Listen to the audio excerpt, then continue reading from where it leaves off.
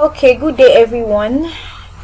Once more we're taking another part, which is the risk management part. Okay, so I would use this material and a material I have for myself because I believe there are some things I would like to cover which are testable questions in your exam.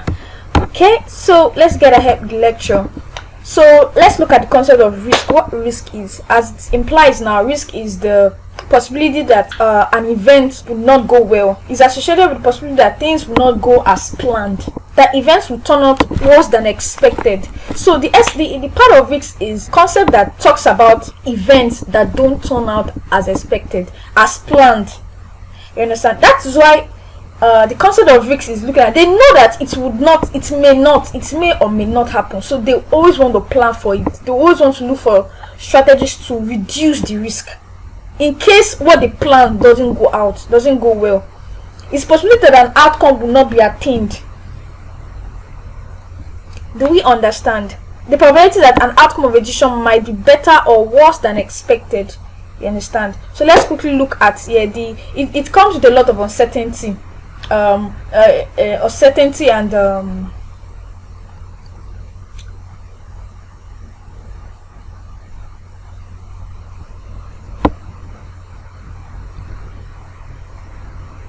okay, yes, what makes it risk because of its uncertainty? Yes, a very key point. It's a very key point. Okay,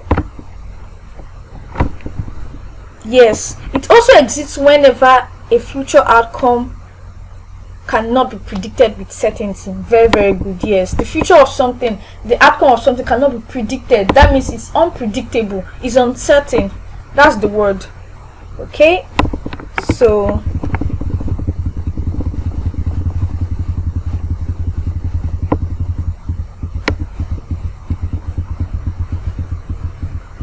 let's look at this risk, the two aspects and categories of risk. One, pure risk. Two, speculative risk.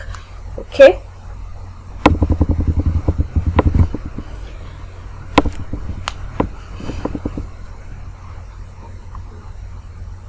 now pure risk is the risk that an event will turn out worse than expected. So we're saying that it's called a downside risk. It's something that it can always be worse. It will always be worse. It cannot be better than it. It's pure. There's no element of it being positive. There's no element of being it positive, an outcome becoming positive out of it. It's either is worse or is worse off. It's much more worse off. It's more worse rather. Do we understand? Now the other one is called the speculative risk. It's called the two-way risk. The other name is the two-way risk, such as that it can actually turn out to be better or worse than expected. So the expected outcome can be better. That means it can be beneficial. There may not be issues. On the other hand, it can be worse than the expected. So just like there's an outcome, there's a result, and the two-way risk is looking at it can become a better result or it can be a bad result. So it's just in two ways. But the pure risk is direct. It's always going to be worse, and it's a risk that the events will actually be even worse than what. Like now, you know that if you're driving and you're driving with issues with your let's say issue with your brake now, maybe just a mild issue. Pure risk is saying that there's already an issue already, so it cannot even be worse. I mean, it cannot even be better, rather it will be worse than expected. What if the brake actually gets really faulty?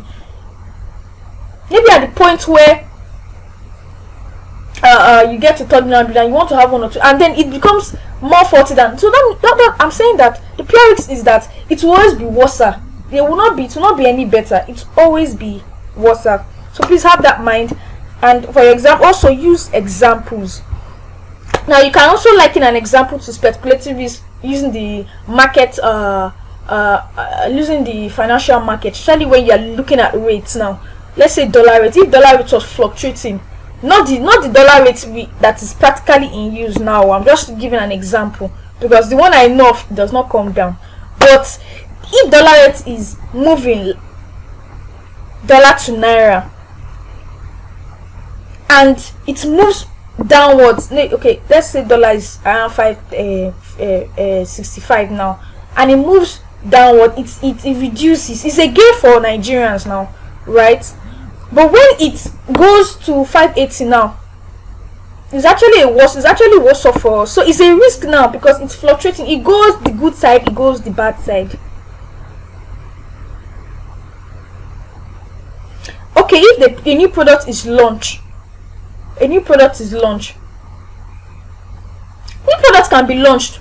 There's no theory that says that it may take. Yes, I know some may take time, but most times new product is actually still under speculative risk because it can actually do way better than its competitors on launching the product if people see a lot of good prospects in it. So it's actually a speculative risk.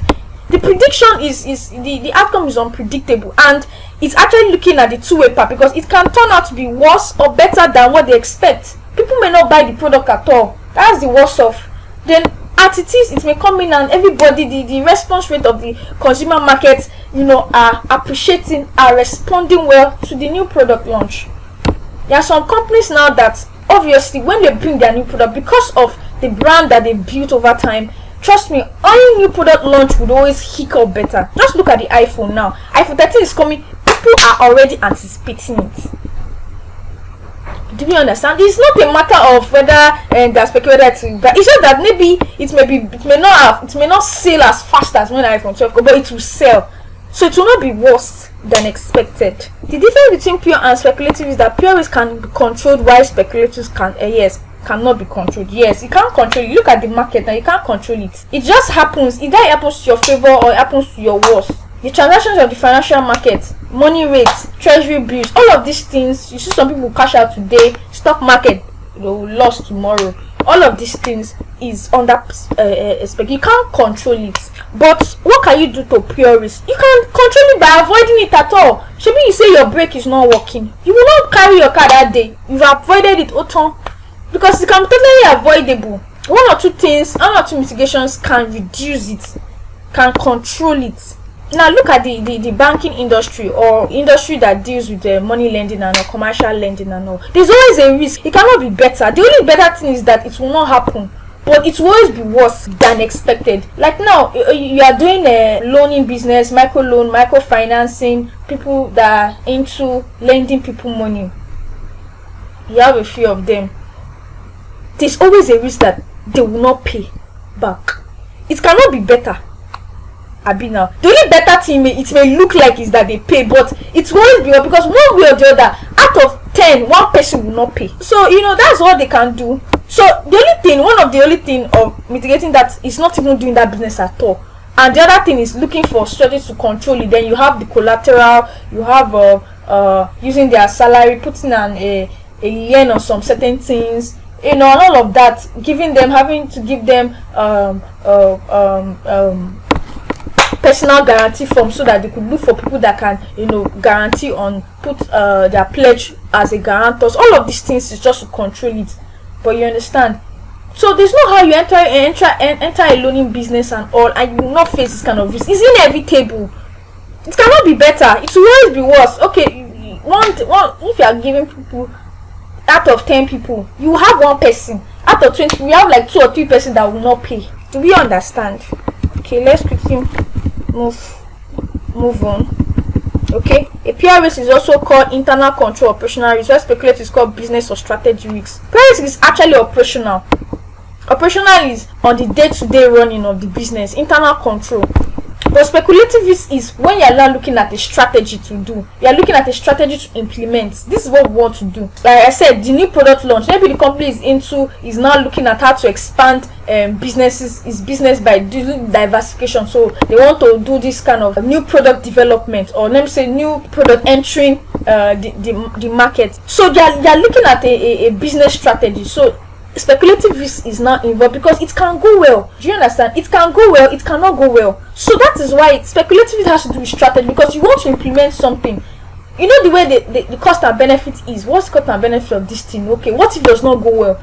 It's about a new decision. It's about a new strategy. It's about a new business. Okay, merger and acquisition. So that is how it is. That is what attracts speculative risk. But Pure risk is something that is inherent. It's inherent in business operation, financial operation, no, construction operation. The risk that somebody will get injured, even with all the HSC they will do, somebody will still have 1 or 2 issues. The risk that someone will still steal money is always going to be there. Do we understand? Let's look at risk committee. Who are the risk committee? Under governance, you have committees structured as part of board of directors. You know, they put it as this. So there's audit, there's risk, there's a compensation committee. I think there are 4 of them. Maybe when we are dealing in governance, you have to deal with them specifically to understand them. Then remuneration committee, yes, remuneration committee, nomination committee. You know, all of those things are part of governance. So the part of risk committee, part of governance, they are responsible for fulfilling corporate governance obligations to the board to review the effectiveness of the risk management controls that are implemented in the system. You understand? So it's just like the committee maybe under board of governance to review and see how effective, how efficient is the control measures put to mitigate risk. Do we understand? Now let's differentiate between risk audit and audit risk. In as much as the names are interlocked, they actually mean different things. Risk audit is independent evaluation, investigation carried out by an auditor, you know, to identify and assess the inherent risk in the business operation. So it's actually a project, or should I say an engagement, to identify, to assess, to evaluate the risk that is inherent in a company by virtue of its operations. As we all know, people have different risks. Each company have different risks. The risk that a financial firm would incur, or that is inherent in a financial company, is different from construction. It's different from consumer goods. It's different from oil services. It's different from real estate. It's different from insurance. Yeah, you know. So they all have risk. The risk. All of those things are particular to their businesses. You know, so the essence of this risk audit is just to evaluate, more like an investigation, to see, identify and assess the nature of the risks that the company is exposed to by virtue of its business operation. So what is now audit risk? Audit risk is the risk that the auditor would make material misstatements or mistakes in the process of auditing. So at the end of the day, it may not be the report may not be reliable because of certain mistakes or certain omissions from the auditor. So let's see what is here. It says yes, audit risks are the risks encountered by the risk auditor. Why risk audit is the independent examination. Okay, blah blah blah. Let's see. Yes, audit risk is the risk that an auditor will perform a material or not discover error, yes, while expressing his professional opinion in the financial statement. Yeah, the probability that the statement may not convey true, fair and very true of true, not convey true and fairness, yes, in their financial statement, and the auditor is reporting it like that they actually convey. Do we understand? So it's just like omissions, the excesses of an auditor when auditing for risk.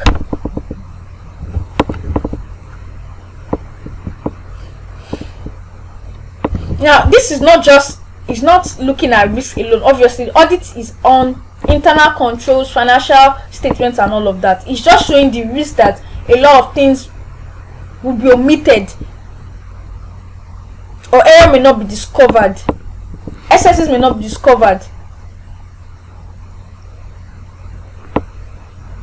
while auditing.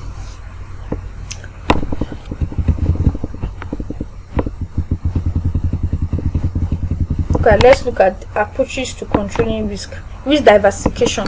I don't know how far you've gone in your strategy. There's a part of the business development that deals with diversification. So as the name implies, what is diversification? When you are trying to how do I put it now? The goal of diversification is that a lot of things would be involved. The spreading of risk, not putting all your eggs in one basket, basically. So the business now is also involved in different kind of products, different kind of businesses, in a bid to spread their risk.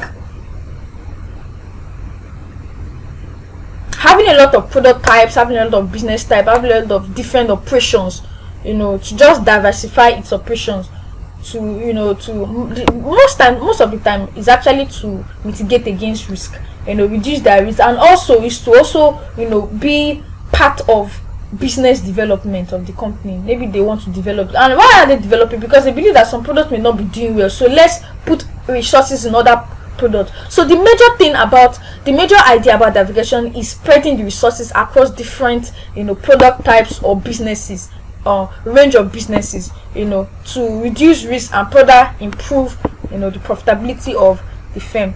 Okay, so when you see that the company is looking at diversifying just because they want to spread their risk, so it's in line, it's with the mindset that in case where some products don't launch or some businesses don't work out well, you have other business that would also work out, that would cover for the other business that don't work out, so the business will not run into error, into bankruptcy. Okay, let's look at risk transfer. Risk transfer, okay, yes, the transfer or sum of or all the risk to someone else. This is to revert the risk exposure to the person or organization. What is risk exposure? Exposure means being on the front line. If something is exposed, that means you are there's a possibility that you would actually face a certain kind of risk because of your exposure. Okay, let's quickly look, and a good example is insurance company. When the organization insures the policy, yes, they're actually transferring their risk. So it's actually likened to transferring part of their risk to the insurance company.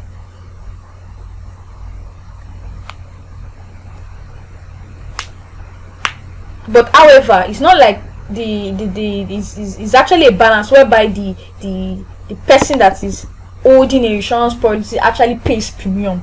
You understand? But at least he has transferred a lot of risk, because when you look at the premiums paid, and at the time, for instance, now for all this car insurance and all of that, you may be paying some amount of money, maybe 20k per month, and in just 7 months the car had an accident, and all investigations have been done, and it has been clear that and obvious that it was an accident. You can imagine the car, maybe the car value is like 2.5 million. Look at the kind of risk that the insurance person have to indemnify for. You understand? Because the premium itself is not even up to like 600k, and he's getting on another car, because it's going to be put, the way insurance works, he will put the person in the same position it was before that car. Can imagine if that car was maybe brand new, so you see the insurance company will have to pay and get a new car for him. You understand? He has transferred his risk, and it's worth off to him at the moment. So this whole thing, it's relative. Do we understand? So the insurance company has taken a burden out of that risk, and it's actually a loss to them, but because it's actually a contract. You understand? Okay, so risk sharing, this involves the partnership or coming together of two or more individuals to share. Like an example of this is joint ventures. Now you are sharing your risk. It's more like you are doing business together, you are doing partnership together, so whatever comes out of the partnership is both shared. You understand? You share your losses, you share your profits.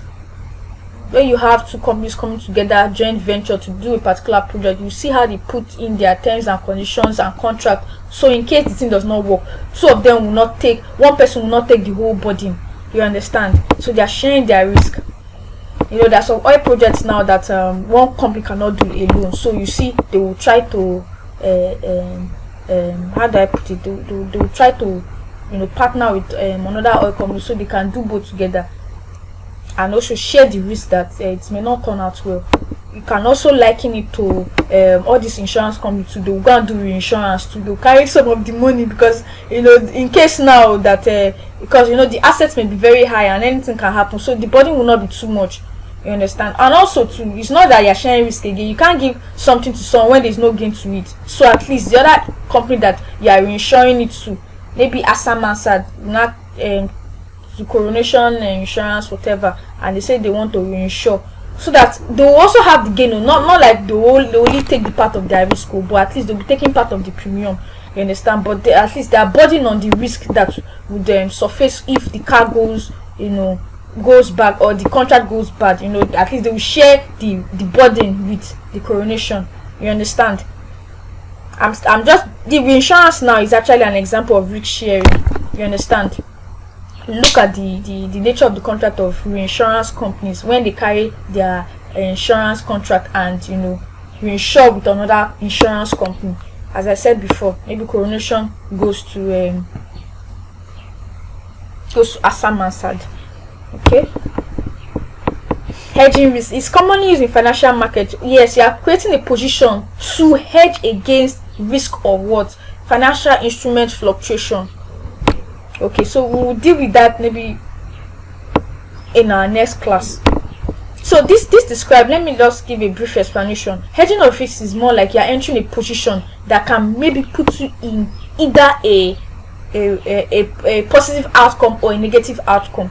You understand? So the position is that the contract going to a position to actually peg the price of that fluctuation of financial instruments. I gave an example now of the way forex and all of these stocks and all of these things happen, how their prices are fluctuating. They may fluctuate to your benefit, they may fluctuate to your loss. So you are going into a position to peg the price you will do a particular thing. So if the fluctuation occurs, you can see that okay, it can occur to my favor. Most times the essence is to see if the thing can occur to your favor because of the way the prices are fluctuating. So that position gives an opportunity to offset exposure to risk. So your risk will not be the exposure to risk will not be too much. Do we understand? Residual risk. Now we'll soon get there. It's called the ALAP framework. There's a concept that talks about, especially for pure risk, you cannot fully eliminate your risk. You can only do a lot of risk control measures and mitigations and all of that to control your risk, but you cannot fully eradicate risk except you don't partake in the business. Even when you say you don't want to take your car out safe, you have to be warming your car. You cannot just leave your car dormant now. You understand? So it's the risk that remains after all control measures has been implemented to reduce risk. Do you understand? Because the mindset is that you cannot fully mitigate or eradicate risk. There will always be some kind of risk that will be remaining after all due measures has been taken.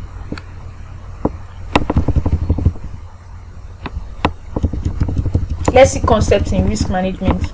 Okay, risk avoidance. Yes, this means not having any exposure to risk.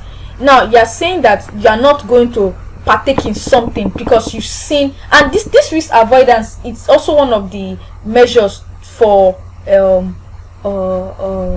what do you even call it, safe pure risk, not even doing it at all. So you will not be exposed, because once there's an exposure, there's an opportunity for pure risk and speculative risk, both of them. So not having an exposure, not putting yourself in the situation, in the event that a risk can occur, it is only possible when business organization does not engage in the business activity or desire to stay out of the market. Yeah, so it's avoiding, you are not partaking out of it, because the moment you put up yourself on the front line to be exposed to risk, that is when the exposure is looking at let's look at risk retention. Risk retention, this is when an organization has decided to face the market to earn the return and at the same time manage the risk that comes from the organization. However, an organization should not take unnecessary and manage the risk exposure to an acceptable limit.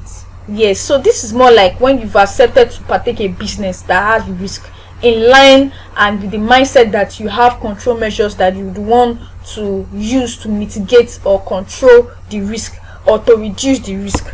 So let's look at risk appetite. Yes, this is the amount of risk that an individual or an organization can afford to take without not running should I say running down or running into bankruptcy. It's just the same way of the way individuals behave. How's your appetite like? Some people, if they know that they take a lot of risks, they may not come back. They may not jack up back. It may affect them short run and long run wise. The appetite is the amount of risk that organization is willing to allow, in business activities, in order to gain that returns they are expecting, depending on the strategy of the people that are implementing and allowing the risk. I said before, we talked about the risk committee, that the ones that determine the risk appetite of the company. So they can say, now for this year, as the risk committee, we are telling every member of staff engaged in business operating, we are going to be risk conservative this year because we've incurred so much losses by virtue of some events that didn't turn out. And what does it mean? When someone is risk conservative, they are likely to take risk. Let's move forward. TARA framework. Yes, TARA framework is just like a framework, and it's something we should all have at the back of our mind, that we should know. It can be testable again. This diet, it has always been tested. Sometimes, the way it is now in your CSME, you always test one part of CSME. So you may test a model, they may test a concept. So every part of CSME should have models that you have at the tips of your fingers. So TARA framework is very, very simple. TARA is the acronym for the risk management framework: transferring risk, avoiding risk, reducing risk, accepting risk. So it's an acronym to manage risk. What's risk management? The concept and the structure of managing and controlling risk, mitigating risk, reducing risk to attain business objectives. You understand? So I've already explained what transferring risk is like, when there's a transfer of risk by virtue of operations or virtue of contract. Avoiding risk avoidance, I think I've explained that. Reducing risk here. Accepting risk is risk retention. Let's quickly look at reducing risk can be putting in place appropriate internal control measures. Yes, so you have as you see the way the bank is now, they have a vault, they have a password, they have access controls. You understand? You see people that are into cyber security and or people that have this whole work from home thing where you have your laptop. You see that some IT would have disabled some things to prevent risks that an unwanted file or a malicious file, a virus can hack the system and scatter and steal company data. You understand? All of this is in a view to reduce their risk, and all of that. So many things are put in place. You see people putting up compliance department, audit, all of this to reduce risk of internal controls. Even aside that, it's mandated by law, because they have to come in and they have to do one or two things, and they want to rely on the effectiveness of the existing internal controls and all of that. You have physical control, separation of all of these things is to mitigate and reduce our risk. So putting up internal control measures is one of the ways that company can reduce their risk. Do we understand? Okay. Accepting risk, this can be best of if the risk is not too great. Yes, so you are taking on business and accepting to be exposed to that kind of risks, especially when you see that the gain is worth it. Do you understand? Let's look at the concept of stakeholders. There is also stakeholder in governance. As we all know, who the stakeholders are, they have a level of interest, and stake in a business organization, So we are looking at different stakeholders. Now let's look at the shareholders. They may be skeptical about investing in an organization, considering the risk of winding up. Yes, winding up that they will not do well and they will be declared bankrupt. That's why you see people, they will tell you invest in blue chip stocks. Companies that have been doing well, they have good track record in their financing, in their corporate governance policies, and a lot of other considerations. You understand? So even when their stock price even fluctuates to a negative balance, to fluctuates downwards and all, they are not concerned because they know that this company, the foundation of the company is very strong. You understand? So these are we are just looking at the risk that stakeholders will face as regards the business. Employee, at the risk that they will lose their job. You understand? So they are looking at the survival of the company. They are out. They are looking at the security of their job. They are looking at environmental challenge and challenges in the job that they can also looking out for their health. Is the job toxic? They're looking at, especially people in the construction firm now, how well, how broad and how strong is their HSE now. People in the consumer sector, machinery that are dealing with, especially people in the supply chain, people that are doing they are part of the engineering team on consumer goods and all. How strong is their HSE, their health and safety policies and all, because it's a risk to health. You should understand. So you see that they even have some insurance for them because of some certain things. Even the people in the oil servicing too as well. All of this, what is the risk that we are trying to understand, the risk that they may likely face, stakeholders in the company. Okay, let's look at this. Can other stakeholders now, like your creditors, your suppliers, the risk that you will not pay back, that's their own risk, that they will supply goods to you now only some, you understand? So all these things, you should know the kind of risk that they will be exposed to by virtue of operating business with you. Do we understand? Okay, let's move forward. Let's look at this matrix briefly. The matrix between probability and impact. Okay, there should be a matrix. I don't know why they didn't put it. I don't know if I can get this from your pack. Explain the relationship between probability and impact. Yes, so there's high probability, high impact. I would advise you can check your pack to see how the matrix is structured, to help you. Matrix is also a diagrammatic thing. So maybe in our revision classes I would put up more explanation on it, because when you have something like this in your exam, it will be very good because it's a mark gainer.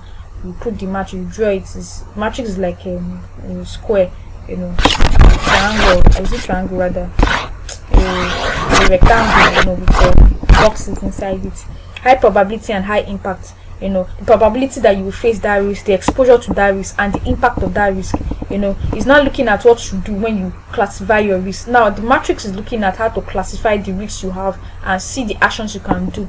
You understand, to mitigate and control it. So you have one, high probability and high impact. There's a probability that you incur that risk. High probability, there's every tendency that your exposure is high and that risk will definitely happen. You understand?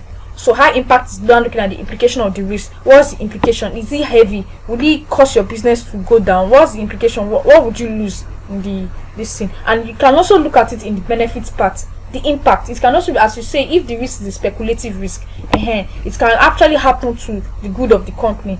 So what's the action now? It immediately needs to be taken to control it. It's immediate, it's urgent, because you know that the impact can be high, and especially if it's a pure risk, it can be very detrimental to the company because it can appear worse off. You understand? So that's why when you're looking at the impact as well, for the purpose of your exam, look at whether it's speculative or pure, so you could understand it. But I believe that most times ICAN will be smart enough to give you a case study, so you should be very practical with it. You understand? Now let's look at high impact and low probability. Yes, so high impact is that the fact that it has a lot of repercussion. The exposure is, not exposure rather, the repercussion and the implication of it is high. The effect will be high. That means it can greatly affect the business, positively or negatively, but the probability is low. It's low. That means the exposure is not much, but when it happens, it has great effect. You understand? You understand?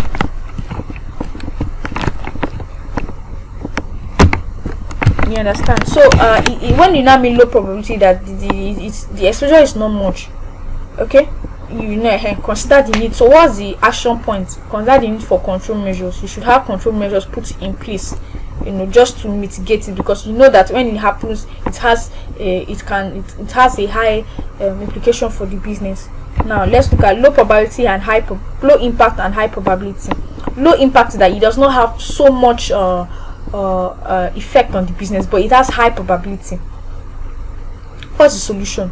High probability, that means it has high exposure. You'll be more exposed to the risk. The solution is also to consider the need for control actions. Yes, control actions, because although it has high probability, but the impact can be low. But that is how to mitigate your risk. You should consider all of these things and put in control measures. Low impact and low probability. This guy should be reviewed periodically, because it does not have high probability and the impact is low. You understand? Let's look at let's look at the risk of credit risk, the risk that your debtors will not pay. What would you consider it for a financial company? It's actually a high probability. It's probability because it's normal. give someone loan, they will not pay. One or out of 10 will not pay. So it's actually a high probability and actually a high impact for a financial company. So you look at it in the context of the business operation that your case study covers. You understand? Now let's look at it. Looking at lending business to staff in a construction firm. You can imagine it's just to staff now, so the impact may not be much. And the probability that they will not pay will be low because last put their salary there that you use. Do we understand all of these things? So it depends on the scenario that the ICAN has put in your exam questions in. You understand? So be very, very practical about it. Let's look at ALAP concept. Are we following? Now, as I said before, there's the practicality of the term that says that you can fully eliminate risk does not exist. Do we understand? I think I've said this before. You cannot fully eliminate risk because there will always be some residual risk. You can put control measures, you can put things in place, but you will still have some small risk that will be left after all the control measures you've put. And that's explaining what the ALAP concept is describing. It's an acronym which means as low as reasonably practicable. So you should just do all you can do as a company. Organization should do all it can do to reduce its risk to a reasonable low level. That's what it means. Very low, because you can't eliminate it. As it implies now, it's impossible to eliminate all risk in organizations. You understand? So, but they are trying to say that residual risk, that risk that is left after all your control measures and policies and stuffs have been put in place, it should be reduced to the barest minimum. You understand? You see, that's why some people up to now, they don't want to still move their money from banks because they know that last banks cannot run away. Banks is insuring your deposits with NDIC. CBN is regulating the bank. So all of these things are what gives people faith in the bank. So all of these fintech people, why you see some people are not putting money, because they are still scared. You understand? In as much as they have regulations and all of those things, but they just have so much faith in banks. You understand?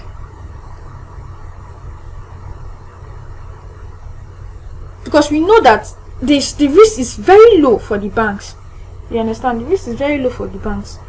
You see people now putting their money in treasury bill because they know that last if anything go wrong, CBN will just go print money now, abi. So that's why you see people putting money in treasury bills. Although their rates are low, but they don't mind because it's government. It's instruments for government. You understand? Okay, let's quickly look at this. Let's have that at the back of our mind. Community of sponsoring organization. Okay, this is CSO. CSO just talks about a risk, an enterprise risk management type. Let's look at it briefly. Yes, CSO was established in the mid-1918, and was the essence to provide thought leadership through development of comprehensive framework and guidance on enterprise risk management. Yes, so it's just like an organization that is majorly implemented to look at the enterprise assessing and controlling risk in organizations to improve performance and governance, and also to reduce excesses like fraud. You understand? So that's what this committee is. They say Committee of Sponsoring Organization, the COSO. Okay. Now this is the ERM model. ERM is what enterprise risk management. For people that are into are working in financial institutions, you should have your compliance team. They have all of this knowledge back and core. You understand? They call them the compliance, and what did they do in the company? They bring out the enterprise risk management, because this is a risk that encompassing how to control risk for every type of businesses. And they are particular, and the compliance department, they are more concerned about the nature of the business of that company in which they are employed for.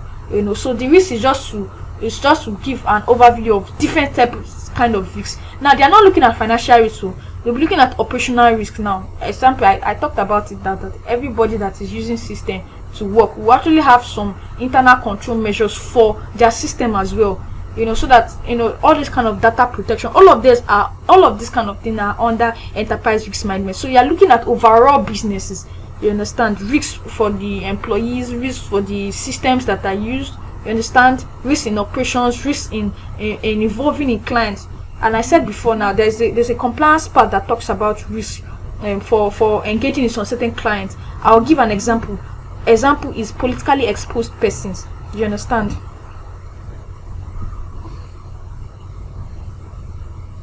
Politically exposed person, they know that some people now, they may politically expose the fact that one or politically exposed because they know that some of them may be doing money laundering in their political office, and they may decide to contract, do business with the company, and at the end of the when things go down, the company may suffer for it because they engage business with those kind of people. You understand? Where you have people that not even look at politics, where you have fraudsters that want to use their money and use it legitimately. Maybe they want to now acquire some investments legitimately, so that they are trying to cover up their footsteps, their footprints. You understand? So there's a check that a compliance team does, to check the origin and the background of that kind of client. There's a way, there are some things they need to do to check the clients well, because when you do business with that kind of client, you are putting the business at stake. Do you understand? So this ER model spans across different kind of risk. So it's called enterprise risk management, and that's like the function of the risk committee and the compliance department. I'm sure many of you are aware of that. Okay, let's look at it. Internal environment, objective setting, event identification, risk assessment, risk response, control activity. So this is more like a step view method. You understand? See? Okay, let's quickly look at them briefly.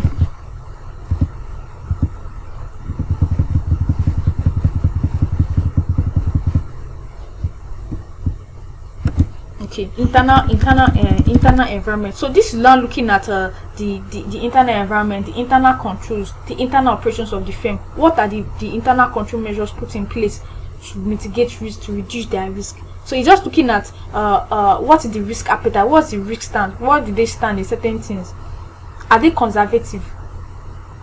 Are they risk adverse? Do we understand? So that is how it. So certain things, what is their pledge, what is their stand in certain adverse events? You understand? You see the way Corona has hit Nigeria last year, and you see some people still pushing up money. That means those companies are not risk conservative. They're still shooting their shot, putting their eggs in different certain business. Do we understand? So this is now overall internal environment, how the organization responds to certain risk. Okay, let's look at objective setting. Now, the board should set objectives that support organization mission, which is consistent with its risk appetite. I've said before, risk appetite is actually an organizational thing, and it is the risk committee that sets the risk appetite. So this is what they do. They will say, okay, for this particular year, this particular month, every processes, every businesses, every new development and strategies will pass through compliance. Let's see the benefit and cost and analyze the risk and see whether we can do it. We don't want to take so much risk. Why some can say we want to take so much risk this year, we're putting up so much measures, and we have a good financial standing to to guard against, to surface against financial loss and all of that. You understand? So they're saying that all of these are objectives that they would set in order to attain the risk objectives they put in place.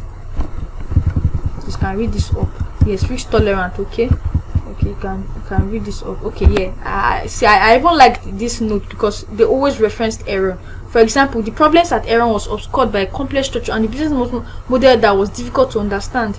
Yeah, so they had so much issues. Some of the objectives were not clear. The shareholders wanted this one, the directors wanted this one, the auditors wanted this one. At the end of the day, the whole thing was messed up, and there was no a platform for people to expose what had happened until the audits and all of that. So there was so much repercussion. I think their director went to jail, the auditor they took their license. Just read up the error method. It will help in your risk, it will help in your governance, it will help in your ethics. It's a very good example.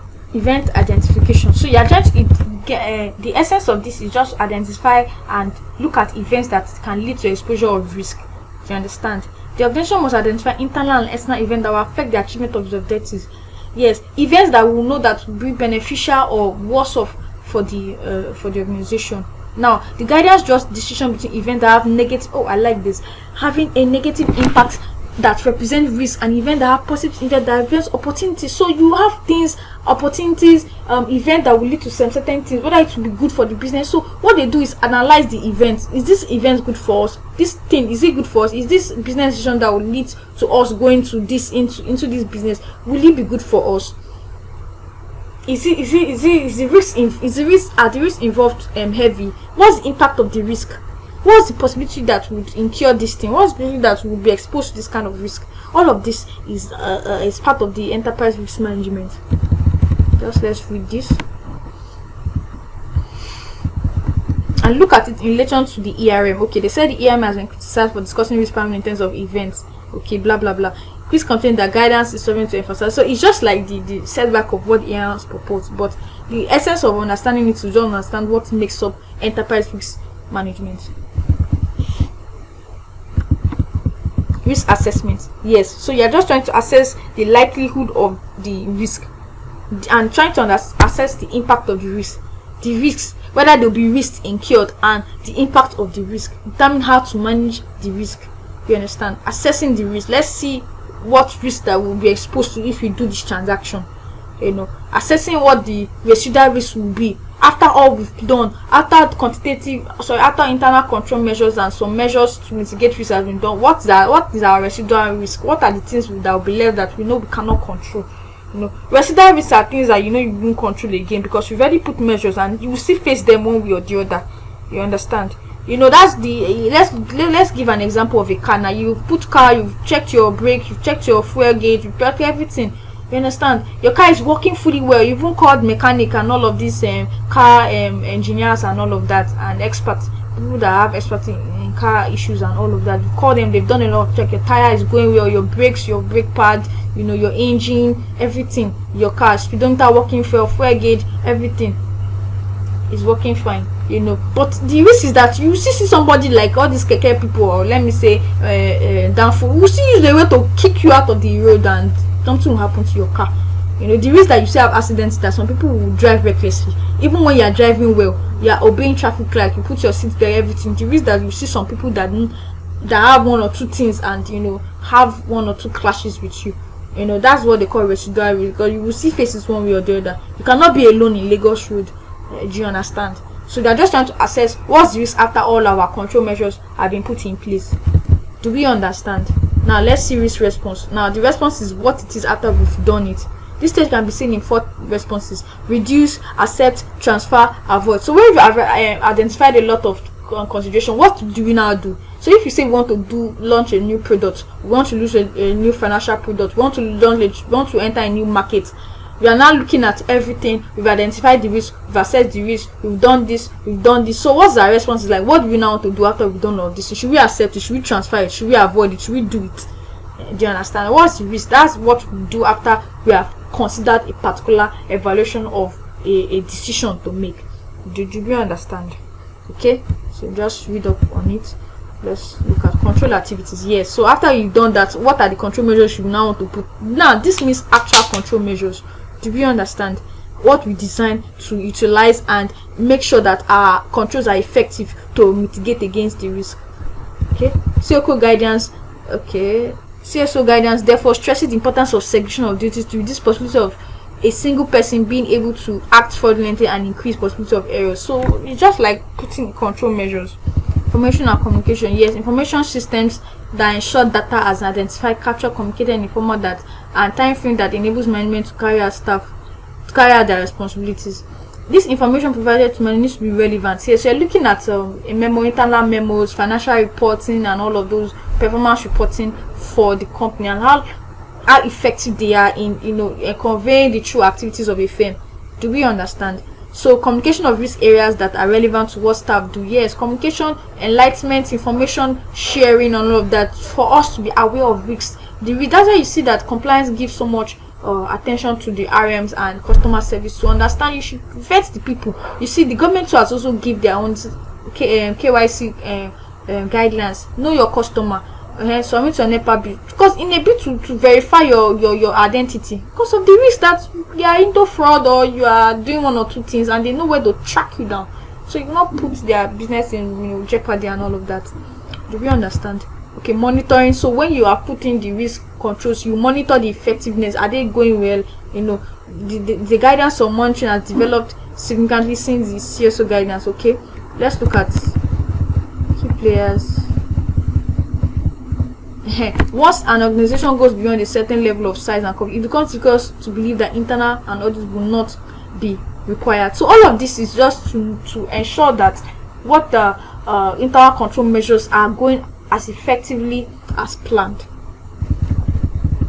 Okay, yes, technology risk refers to any risk of financial loss. So that's I've talked about cybersecurity and all of this. So technology failure and all of these things, the risk that the business is not up to date with technological trends. Nowadays, now you have people working from home, do a lot of things, and a lot of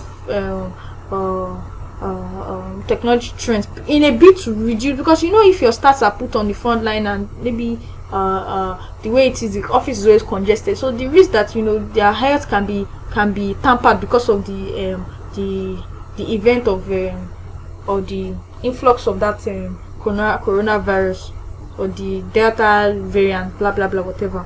You understand? And okay, let's look at cybersecurity. The cybersecurity also talks about certain things. Security against virus attacks, security against data leak. You understand? Data leak, data information leaked out, and all of that. Cybersecurity, security against information. Yes, security of information and all of that. All of these things are things that it should be looked at, because there's risk in it, and the risk can affect business negatively. Okay, let's continue from there. You can read up this, it will just help you. All of these are just examples to help you. Benefit of technology research. Yes, reduce cost. You understand? It reduces cost, because when you migrate from some certain kind of applications, some certain kind of business operations that are IT inclined, you are reducing cost. The cost of what? The cost of delay in some certain things. When you see all these fintech apps and all of that, there are so many things that they've upgraded to that actually reduces cost. So it makes business operations effective. And many of these applications are security tight. You understand? Security tight. When you upgrade now, for instance, now you see some apps that you open now, they will quickly send a mail that something has been logged into your mail. You understand? All of these things is because they are up to date with technological information, technological trend, technological security measures, to safeguard people that are using their app. You understand? Reduce risk. Yes, reduce risk, because they've updated their software versions most times. When you have updates and all of these things is to fix bugs, security bugs and all.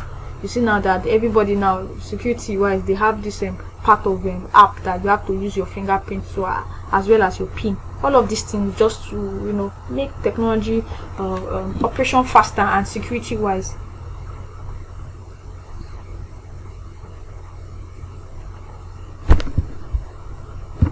Increasing agility. Yes, increasing agility.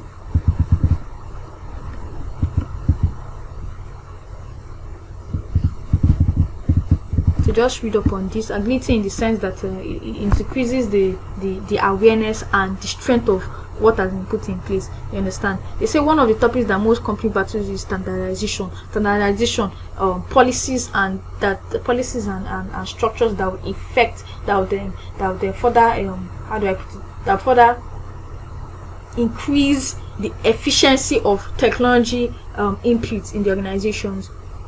You understand? So many things are faster, many things are more effective because of technological or influx, updates to technological trends.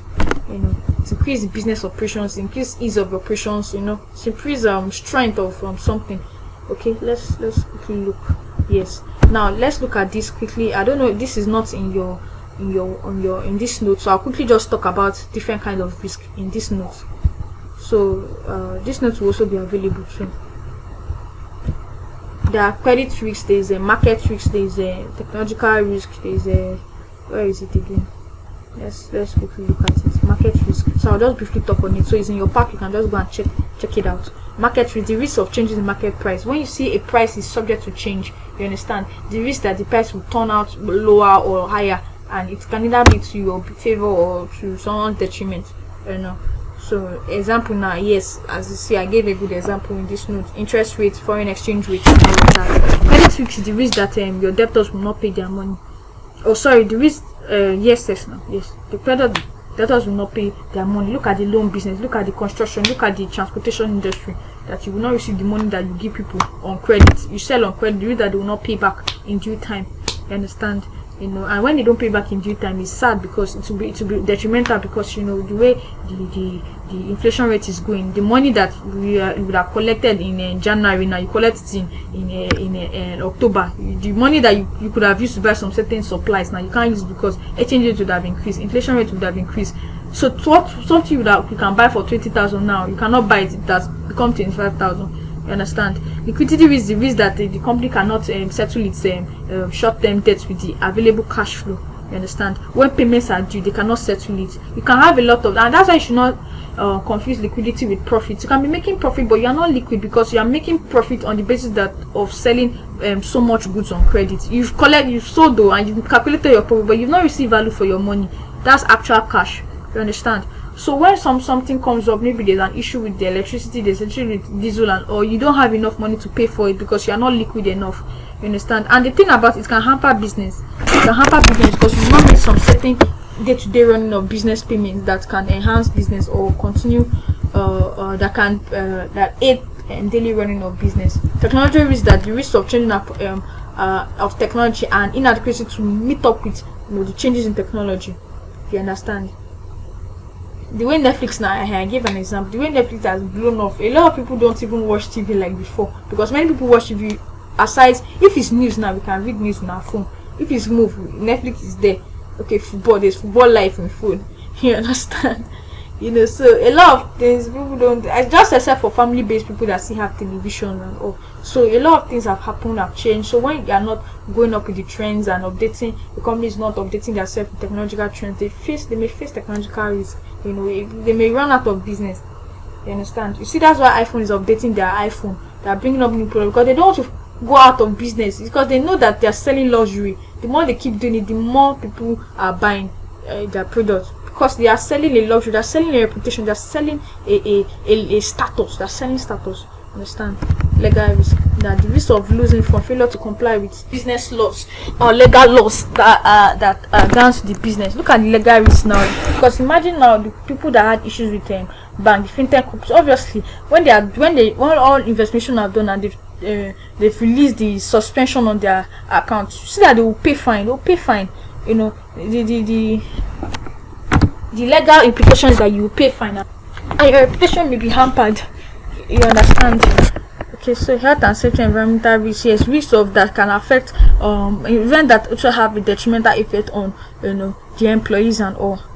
So that's rid of that reputational risk, the risk that the company will have a bad reputation due to some certain things. The brand will suffer damage.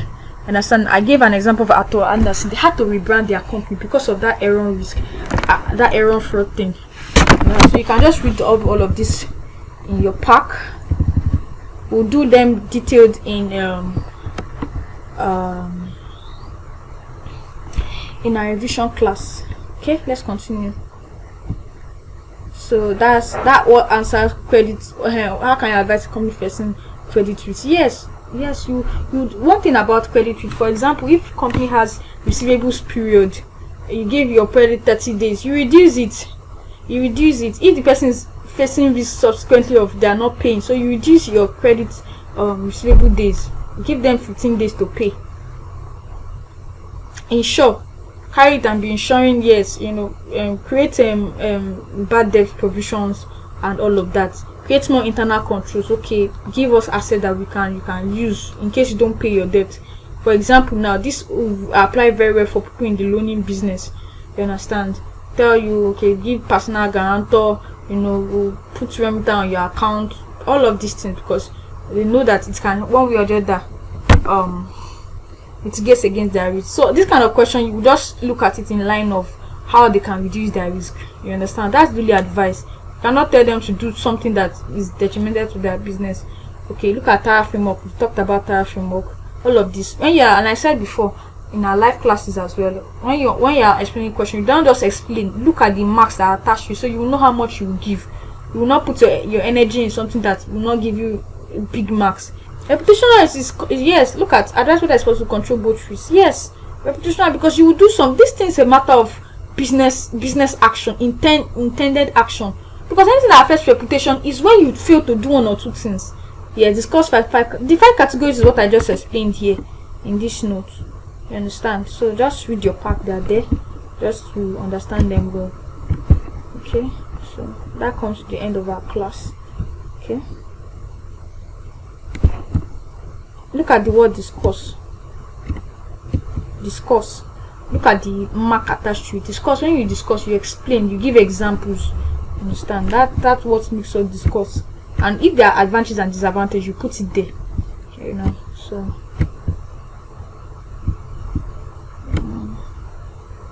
high categories, we've mentioned it. Okay, I will say this now. You need to be very practical in your exam, because you know the way it is now, ICAN will not give you everything that is in your pack. There's something they expect you to understand and figure out by your own.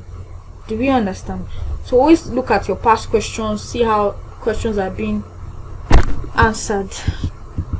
Element of risk management system, I don't think is in this note. Let me quickly check using this other note that I made.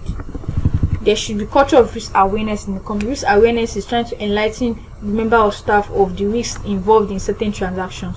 So when you have people now, for example, departments, let's look at financial institution. You have the financial department, construction, consumer goods, any kind of department, oil and gas, all of them have similar departments. Like as per, there will always be a finance team there. You know, you can't do without finance team. You also have operations department. You know, you have sales department, you have customer service, you have compliance. That's the audit and internal audit and risk management. All of them are in one department. You understand? Then you have the what else? Technology department and all of that. So all of them have risk involved in their own transaction. Think on now, we are making payments. There's a risk involved that you pay a wrong person, you pay a wrong account, you pay double twice. So there's an authorization purpose, people that will check your payments, all of those things. You understand? You know, customer service now, the risk that you are onboarding somebody that is has issues. You know, and I talked about politically exposed persons, fraudsters, Yahoo boys. You're onboarding a Yahoo boy, because you know that one way or the other, when it's caught, they will look at his transactions, and anybody could be brought to the court.